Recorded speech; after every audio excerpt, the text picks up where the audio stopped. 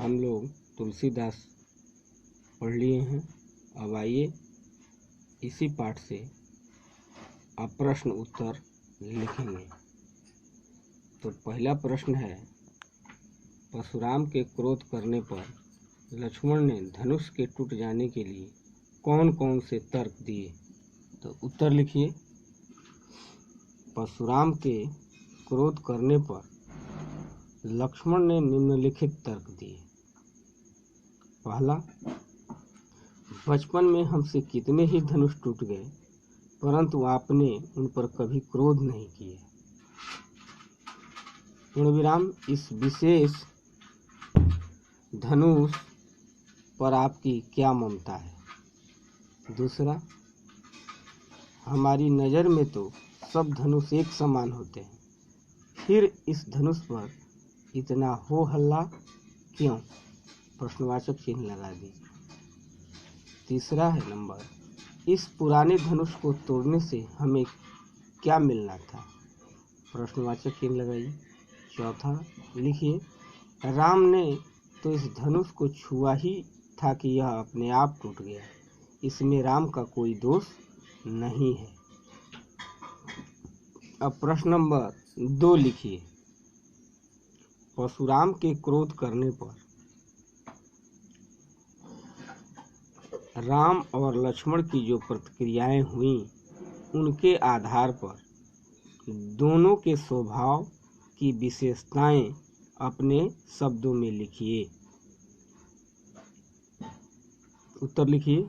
राम स्वभाव से कोमल और विनयी हैं।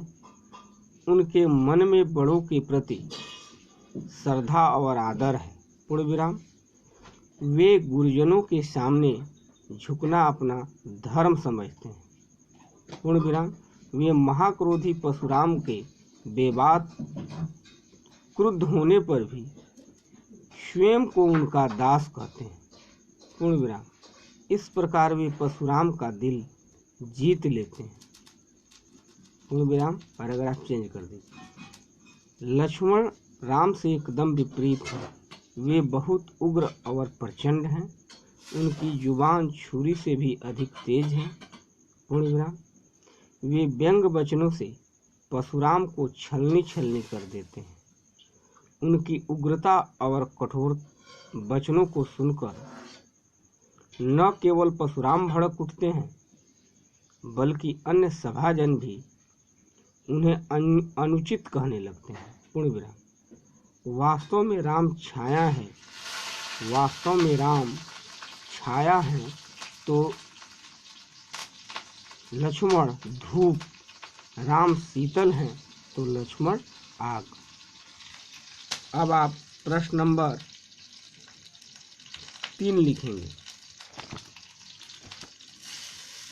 लक्ष्मण और परशुराम के संवाद का जो अंश आपको सबसे अच्छा लगा, उसे अपने शब्दों में संवाद शैली में लिखिए।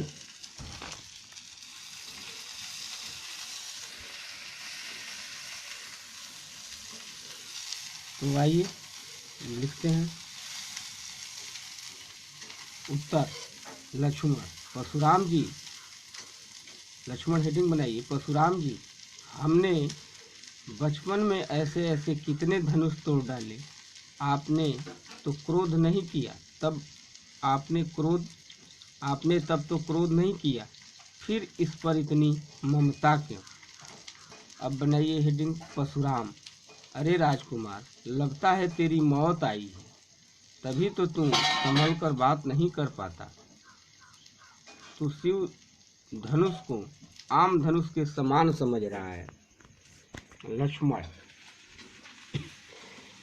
हमने तो यही जाना था कि धनुष एक समान होते हैं, फिर राम ने तो इस पुराने धनुष को छुआ भर था, फिर वह 2 टुकड़े हो गए, इसमें राम का क्या दोष?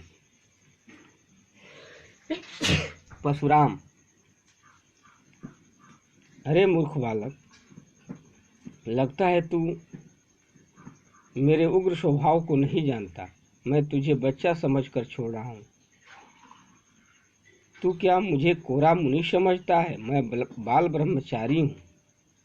मैंने कई बार पृथ्वी के सारे राजाओं का संहार किया है। पूर्ण विराम। मैंने सहस्रबाहु की भुजाएं काट डाली थी। मेरा फरसा इतना कठोर है कि इसके डर से गर्भ में बच्चे भी गिर जाते हैं। गर्भ के बच्चे भी गिर जाते हैं। लक्ष्मण। हेडिंग बनाइए। वाह मुनि जी, आप तो बहुत बड़े योद्धा हैं। आप बार बार मुझे कुठार दिखाकर डराना चाहते हैं। आपका बस चले तो फूंक मार कर पहाड़ उड़ा दूं। मैं भी कोई छुई मुई का फूल नहीं जो तर्जनी देखने भर से मर जाऊं। मैं तो आपको ब्राह्मण समझकर चुप रह गया। हमारे वंश में गाय, ब्राह्मण, देवता और भक्तों पर वीरता नहीं दिखाई जाती। पूर्ण विराम। फिर आपके तो वचन ही करोड़ों वज्र से अधिक घातक है। आपने शस्त्र तो व्यर्थ में ही धारण कर रखे हैं।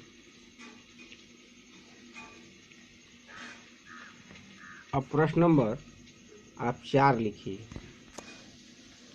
परशुराम ने अपने विषय में सभा में क्या क्या कहा, निम्न पद्यांश के आधार पर लिखिए। तो आइए पहले पद्यांश को लिखते हैं। बाल ब्रह्मचारी अति कोही, विश्व विदित क्षत्रिय कुल द्रोही। दूसरा लाइन लिखिए। भुजबल भूप भूमि भूप बिन किन्नी, विपुल बार महिदेवन बिन्ही। तीसरा। सहस्र बाहु भुज छेदन हारा, परसु बिलोक महीप कुमारा। चौथा लाइन है। मात पितहि जनि सोच बस, करसी महिष किशोर। छठवां लाइन है। गर्वनः के अर्भक दलन, परसु मोर अति घोर। अब उत्तर लिखिए। परशुराम ने अपने बारे में कहा, डबल नोट कामा में लिखिए, मैं बाल ब्रह्मचारी हूँ, स्वभाव से बहुत क्रोधी हूँ। पूर्ण विराम।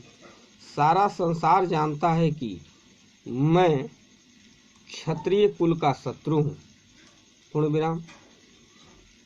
मैंने अनेक बार अपनी भुजाओं के बल पर धरती के सारे राजा मार डाले हैं और यह पृथ्वी ब्राह्मणों को दान दी है। पूर्ण विराम। मेरा फरसा बहुत भयानक है। पूर्ण विराम। इसने सहस्रबाहु जैसे राजा को मार डाला था। इसे देखकर गर्भिणी स्त्रियों के गर्भ गिर जाते हैं। पूर्ण विराम। डबल इन्वर्टेड कामा बंद। आज आपको 4 प्रश्न लिखाए गए हैं। आगे आपको और कल लिखाए जाएंगे प्रश्न।